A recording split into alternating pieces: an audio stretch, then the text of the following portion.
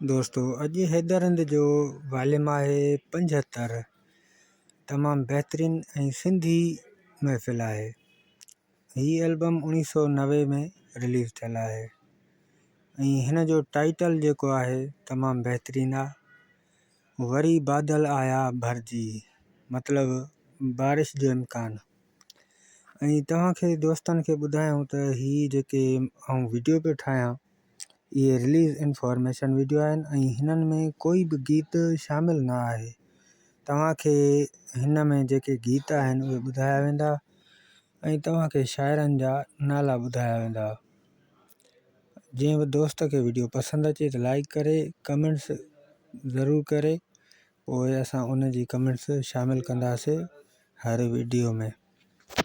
ऐं तव्हां दोस्तनि खे इहो ॿुधायूं त तव्हां कहिड़े बि लाड़ी फ़नकार जी कमेंट्स करे सघो था ऐं उन जो वीडियो बिल्कुलु ठाहींदुसि ऐं तव्हांखे इनशाला पूरी मालूमात उन एल्बम जी ॾींदुसि, कहिड़े साल में आयो आहे, कहिड़ा हिन में गीत आहिनि।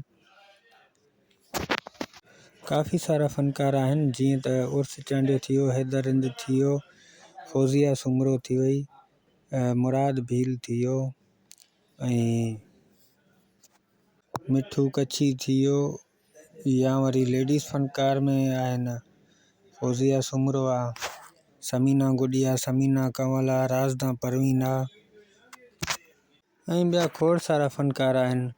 शायदि उन्हनि जा आउं नाला बि कोन थो खणी सघां, पर काफ़ी सारा फ़नकार आहिनि।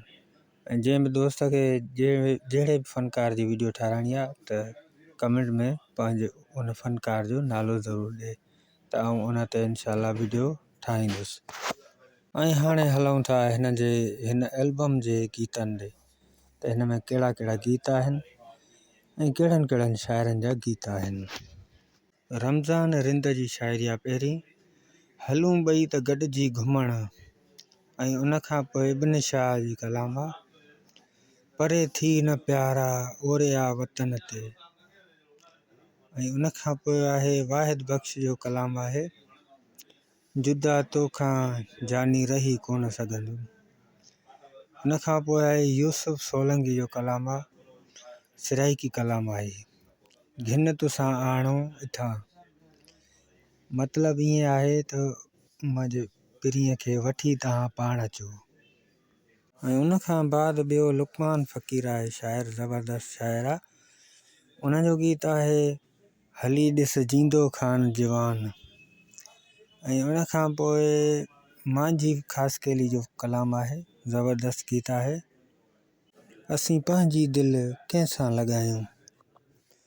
ऐं उन खां पोइ वाहिद बख़्श जो वरी ॿियो कलाम आहे, उमिरि मुंहिंजा मारू कॾहिं ईंदा, उमिरि मुंहिंजा मारू कॾहिं ईंदा। उन खां बाद जेको आख़िरी कलाम आहे उहो टाइटल गीत आहे, वरी बादल आया भरिजी।